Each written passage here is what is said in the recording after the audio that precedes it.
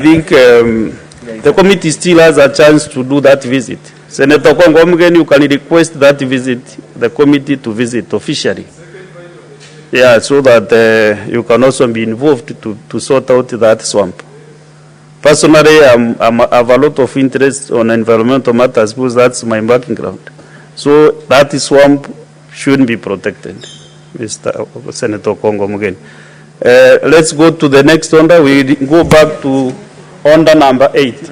Order number 8, motion, report of the Select Committee on County Public Accounts on its consideration of the report of the Auditor General on the financial statements of West Pokot County Assembly for the financial year 2018-2019 and the reports of the Auditor General on the financial statements of Isiolo, Kiambu, Kitui, Marsabit, Narok, Nyamira, Trans Nzoia, West Pokot and Murang'a County Assemblies for the financial year 2019-2020. Resumption of debate interrupted on Tuesday, 30th April 2024. Senator Moses Kajwang, you are moving this motion and you have a balance of 50 minutes. Proceed. Thank you, Mr. Speaker.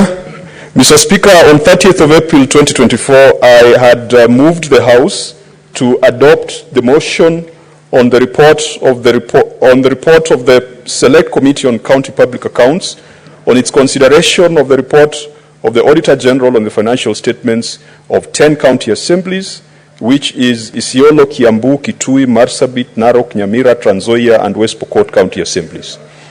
I have a balance of 50 minutes, and I intend to utilize about 5 to 10 minutes in moving this motion. Mr. Speaker, I also want to thank you for indulging the committee and indulging me, because this matter was on the order paper last week. And last week, with your leave, I had gone somewhere else to represent the Speaker on a climate change related issue.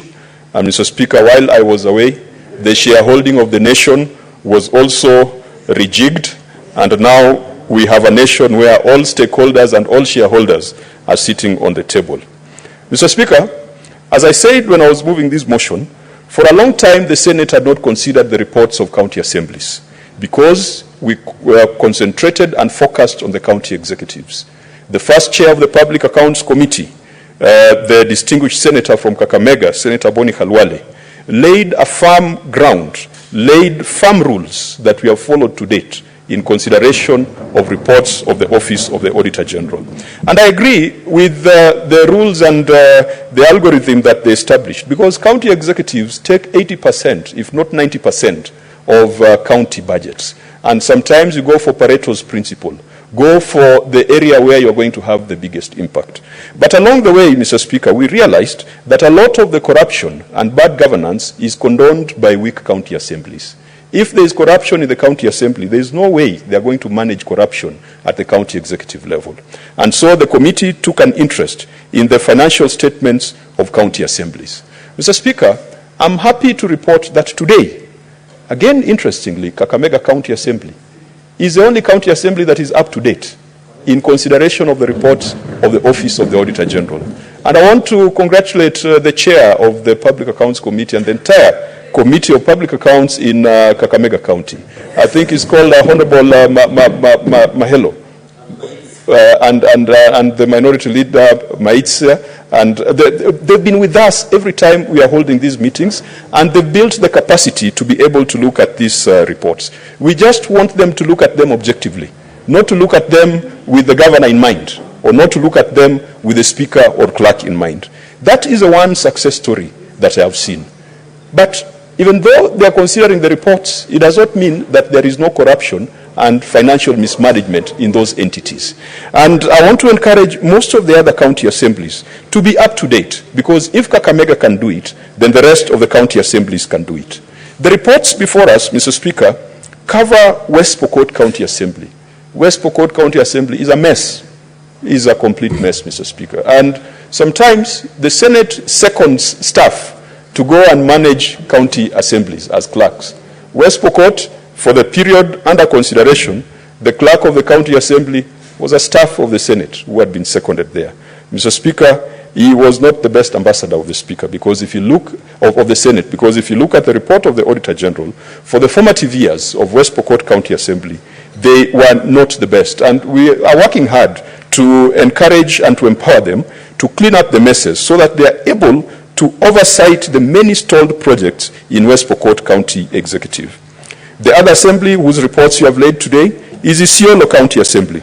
Mr. Speaker, 3 months ago, the Senate went to Isiolo County to carry out oversight of projects. We were to be hosted by the Isiolo County Assembly. Mr. Speaker, the Speaker of Isiolo County Assembly disappeared, the clerk disappeared, all the members of County Assembly disappeared. We were only left with the Sergeant at Arms. And I want to thank those gallant Sergeant at Arms, because when everyone else ran away, the Sergeant at Arms were there to receive us and to make sure that at least we had a bottle of water. Isiolo County Assembly has got a leadership crisis. We cannot condemn all the members of the County Assembly, but the leadership of this assembly, particularly the speakership, the last time they appeared before the Public Accounts Committee, Mr. Speaker, we had to ask the Speaker for Isiolo to apologize for utterances that he made in public, failure to which he would be ejected from the meeting. He chose not to apologize, and we subsequently ejected him. And in his mind, he thought that that would stop us from proceeding with the scrutiny. We went ahead with the scrutiny because the clerk was there, and we uncovered gross violations, Mr. Speaker, of the PFM. A county assembly reporting close to 96 million shillings as other payments without justification or without a breakdown. And so, Mr. Speaker, the report that you have laid for Isiolo is of a past period when this speaker was not the speaker, but things are getting worse rather than improving in Isiolo. In Kiambu County Assembly, Mr. Speaker, Kiambu ought to be close to Nairobi and should perhaps through osmosis or other processes, should be able to pick the best practices from Nairobi. The Kiambu County Assembly, when Governor Kimani Wamatangi appeared before us, it was clear that the Kiambu County Assembly had never considered a single Auditor General's report. And we felt that Kiambu was punching below its weight, and that is why the Assembly itself has got quite a number of financial mismanagement issues. In Kitui, Mr. Speaker, Kitui, we have seen some marked improvement in the leadership and financial administration of the County Assembly, and we hope that the recommendations that we are putting here and the suggestions that we made to them when they appeared before us will position the Kitui County Assembly so that they can be at the same level as their senator. The senator for Kitui is very vigilant and is very keen on oversight and proper financial management. We want our assemblies to reflect the capability, to reflect the ambitions of their respective senators.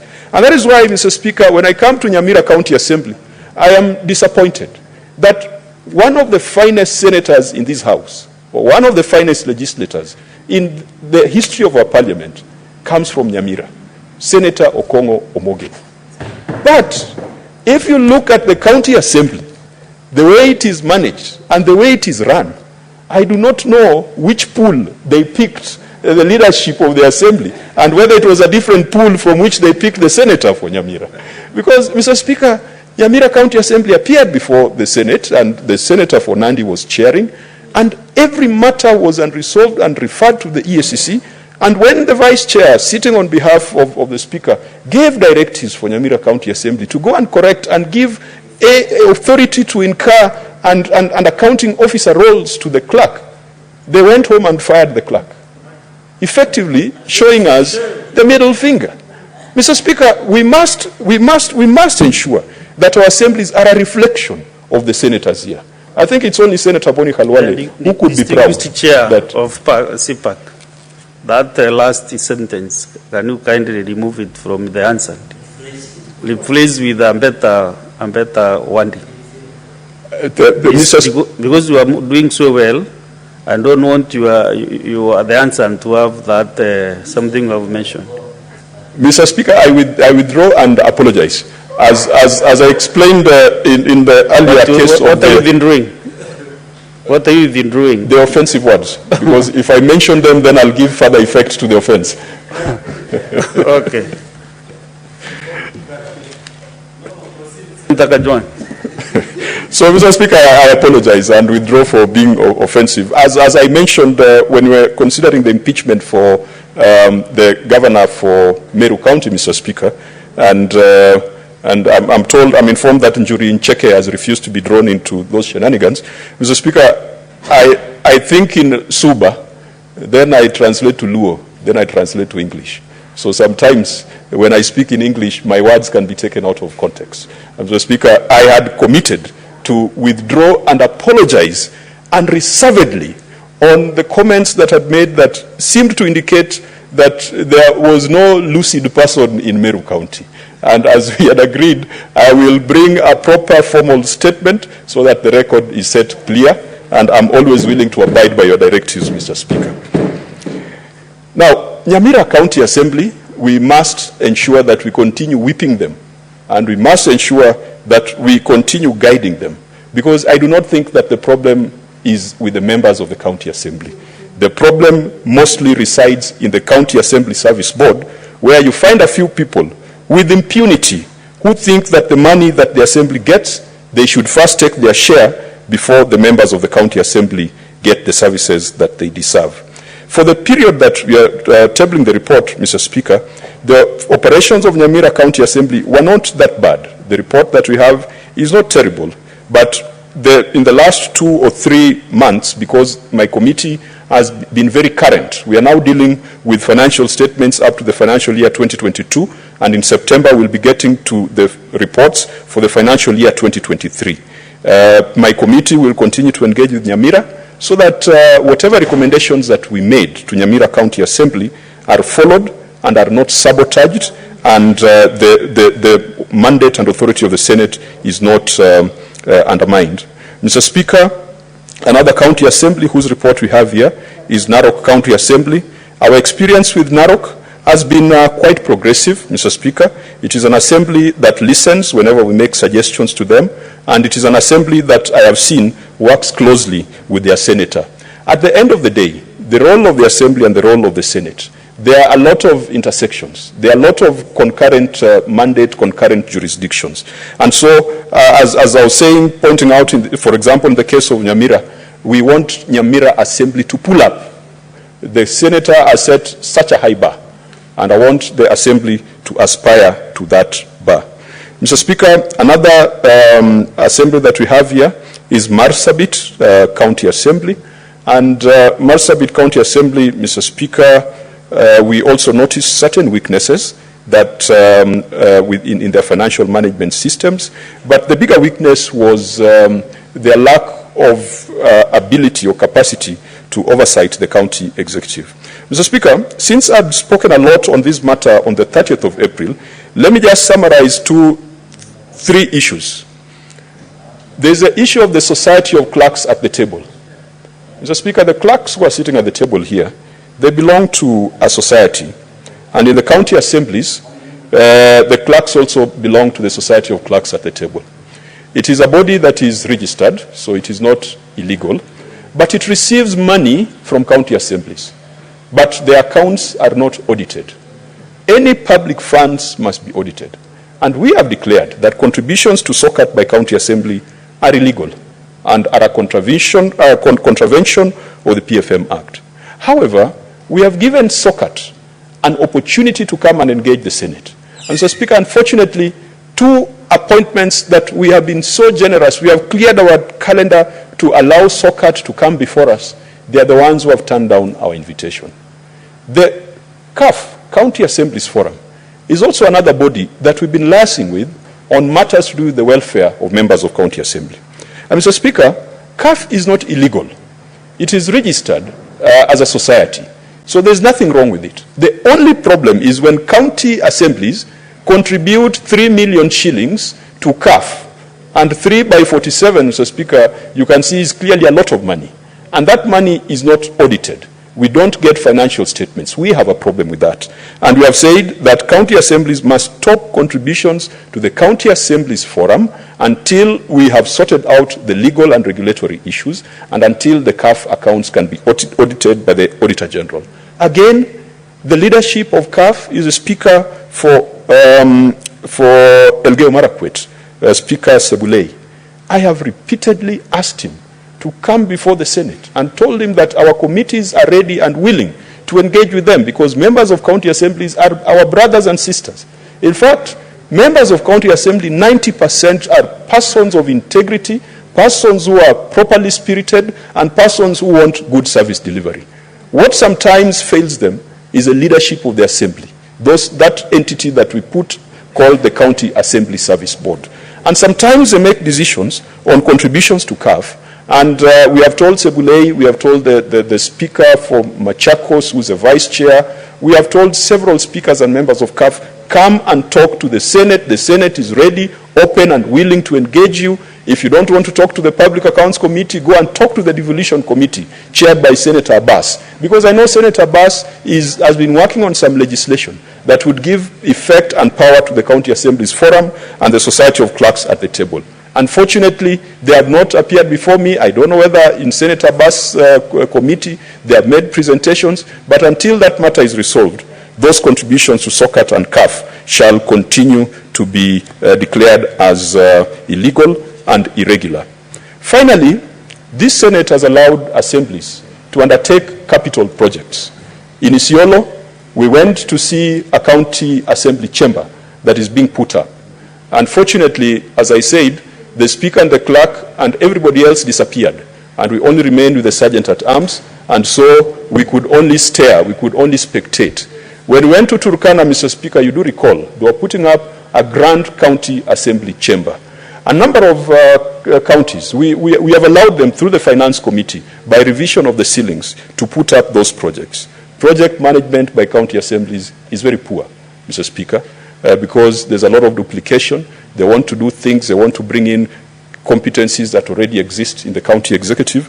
And whenever we make those approvals for county assemblies to do capital projects, we need to guide them appropriately so that they don't waste too much time in duplication and redundant things that could have best been done by the county executive or through shared services of the county executive. Mr. Speaker, the reports before you contain specific recommendations that will be communicated to the entities once adopted by the House, but I want to assure the senators that the committee that we are in and where I am deputized ably by Senator Cherargei, we are closing the backlog.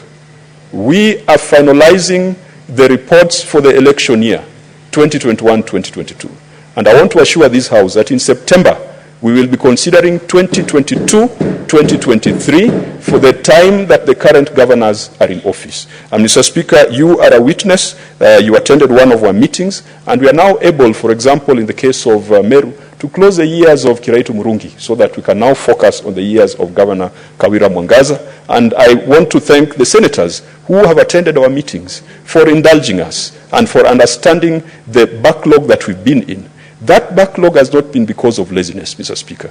Senator Khalwale, when he chaired this committee, for the first 2 years he could not do anything because governors were going to court, left, right, and center. If Kidera wasn't going to court, then it was Oparanya going to court. If Oparanya wasn't going to court, it was Mwangi Wairia going to court. And for 2 years, Mr. Speaker, it was a fight. No one wanted to subject themselves to the Senate. And so we have gotten to a point where the Supreme Court has made its decision on the matter, and they have no choice. They have no choice. They must subject themselves to the Senate. And what we want to do is to tighten the sanctions, Mr. Speaker. And if John Mbadi, the ODM chairman, becomes the CS for Treasury, Mr. Speaker, one of the first things we'll be asking John Mbadi to do is to invoke Article 225 of the Constitution and stop the transfer of funds to counties with serious financial problems. Because there is no need for us to pour money down a bottomless pit. And we'll be supporting the motion by Senator Dulo. But the Constitution puts that power in the hands of the Cabinet Secretary for Treasury. CS Ukuri Yatani tried to invoke it, but we frustrated it. CS Professor Njuguna Ndongo had no clue of what was going on. In fact, he never appeared before any of our committees. And so we hope that CS John Mbadi, hopefully, inshallah, will be a CS who listens to the Senate, will be a CS who is responsive to the needs of his colleagues, the politicians that he served with over the years. Mr. Speaker, I beg to move and request the distinguished senator from Nandi, none other than Senator Cherargei, to second and advise him that while he seconds, he should refrain himself from talking about the other members of the cabinet. Mr. Speaker, I beg to... Thank you, Chair, and thank you for that commitment to bring your accounts to the current governors. I think that is very good to the Senate. You want to not to flog which are ambiguous. So thank you very much for that commitment. As the chairperson, we will be very happy to have the current accounts for the current governors being prosecuted. Senator Chalgei.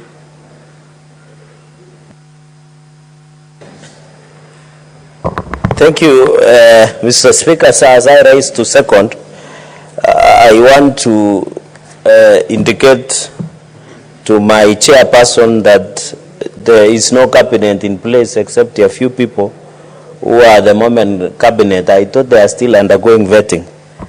But I'm happy with the enthusiasm of my brother who is an ODM member because they are excited being part of the cabinet in the history. And that shows the intention of everybody wanting to join government. So, Speaker, as I rise to second, let me make the following observations. County assemblies, Mr. Speaker, sir, essentially are the primary oversight. But unfortunately, some county assemblies and MCAs continue to be gatekeepers of ineffective, moribund, and inefficient county executives across our nation, Mr. Speaker, sir. I'm saying this with a backdrop that I want to send my special accolades to Wajir County Assembly for refusing to become Wajir County Executive rubber stamp of passing a budget that do not reflect the wishes of the people of Wajir.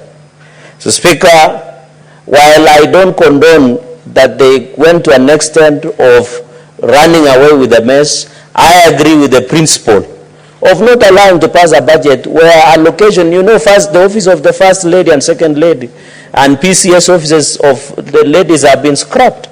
So I want to agree with members of County Assembly of Wajir County Assembly, and we want to see them becoming more enthusiastic, doing their job without fear on contradiction, Mr. Speaker. So I want to say, let all the